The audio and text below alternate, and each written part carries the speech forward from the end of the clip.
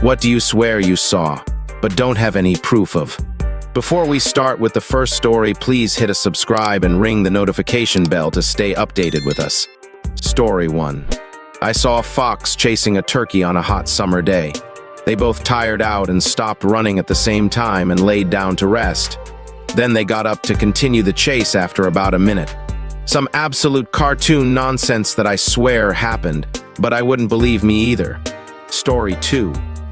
A lion at my parents' house when I was a kid. My older brother saw it too.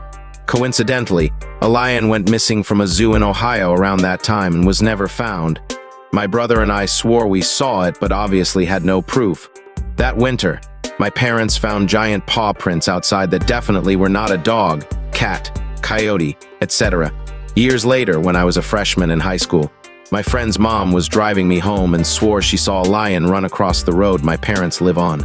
She never even knew the story about me swearing there was a lion out there. She was so convinced that she immediately called the police. That was all the proof I needed to know I was never crazy and know what I saw as a kid. Story 3. Was living in Japan in a city called Miyazaki. Was watching TV around the Christmas season.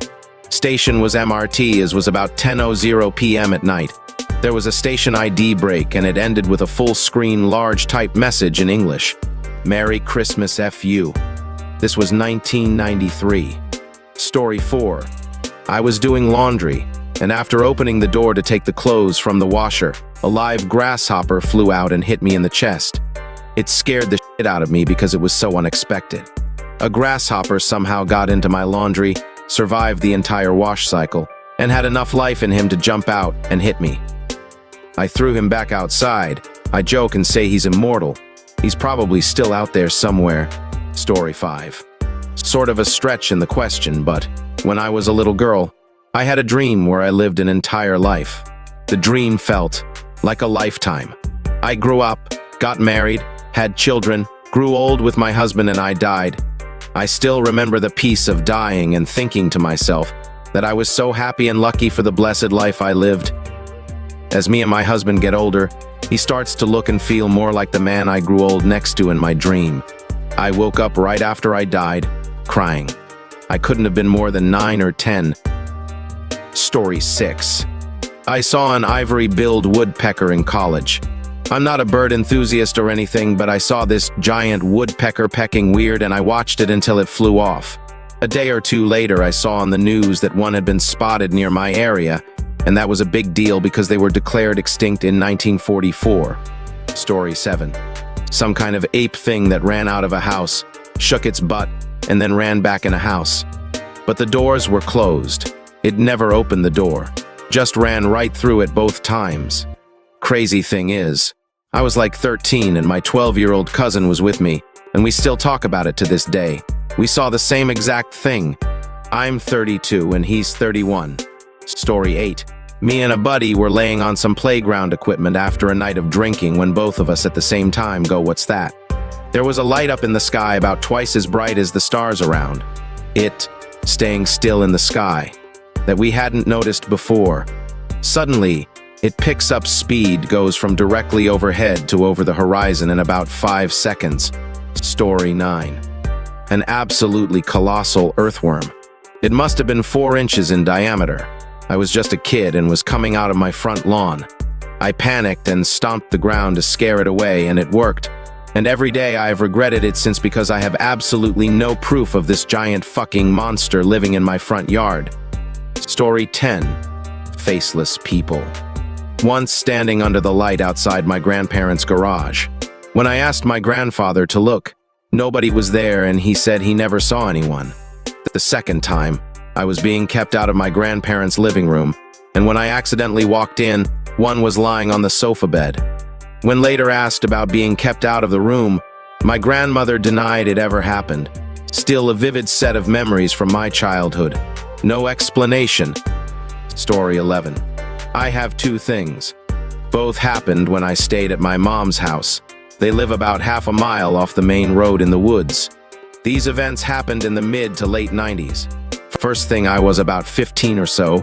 I was laying in bed asleep. In the middle of the night, the whole outside was lit up with bright lights. The glow woke me up as it was shining in my windows and quickly went away. It wasn't like a beam of light, more like if someone flipped on stadium lighting for a minute or so.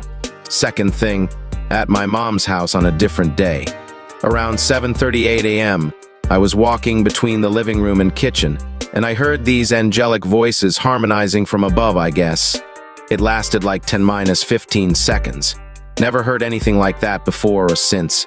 My mom has a lot of angel figurines displayed, but the sound wasn't from them. I don't even think she has any that would play music, and what I heard was surreal and wasn't a recording. Story 12.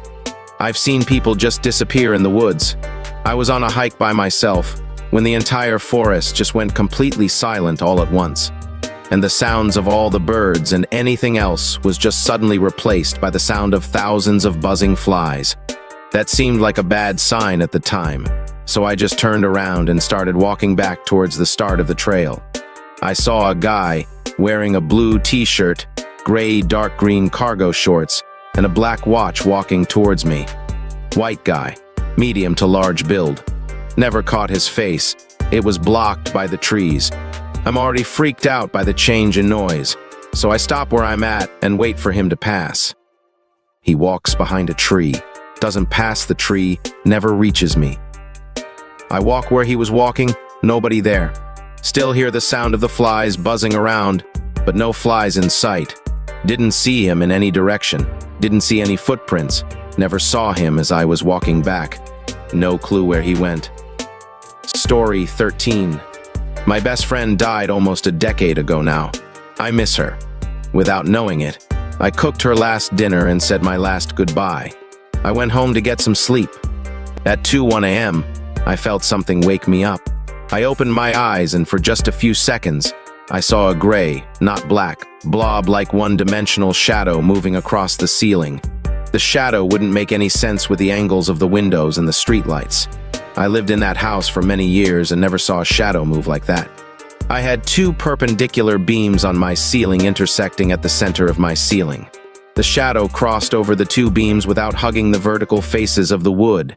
It was as if the shadow was floating through the air like smoke. It wasn't smoke, as there was no smell. No candles in my room either. And then it was gone.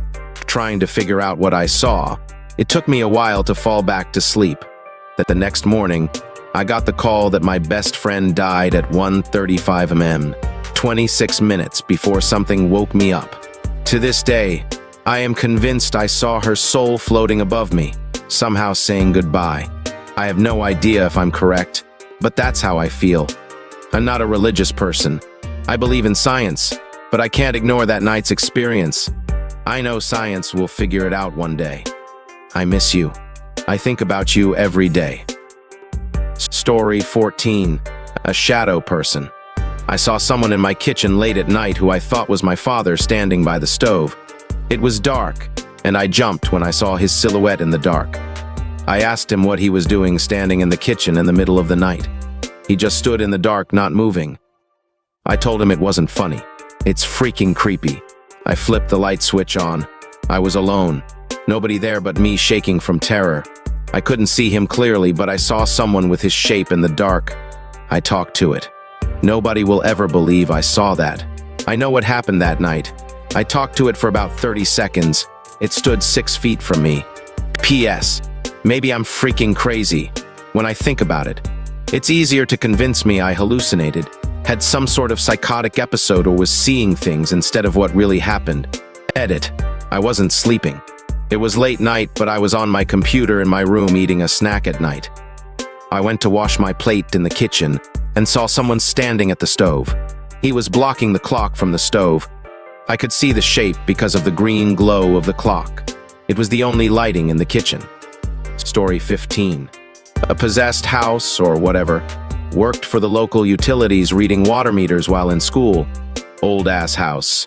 Was used as a makeshift hospital during the Civil War. Meter was all the way in the back, and they had apparently redid the basement, so there was new concrete walls, but the original stone foundation was still there. Sort of like a maze. Went in and read the meter. Took a wrong turn and got lost. Kind of panicked and got lost again. It was only a handful of walls because they wanted a game room and bar. calmed down, found the meter again, followed the walls, and after a couple minutes, found the exit outside. Dude I was with asked what the hell happened, and told him I got lost, but not a big deal. He asked how I got lost. Told him, the new walls. He asked what walls. Looked back inside, and there wasn't any walls. Just a dark, big-ass basement. Apparently I was in there for like an hour. He came in after catching up to get his lighter, never saw me, walked back out, and kept on reading meters for an hour before he saw me coming back out. He assumed I walked out upstairs and was talking to the guy who owned it, and he'd catch me at the end of the street. I know I saw walls. I know I got lost, and it sure as F wasn't no hour. For those wondering, here's a link to the house on Zillow.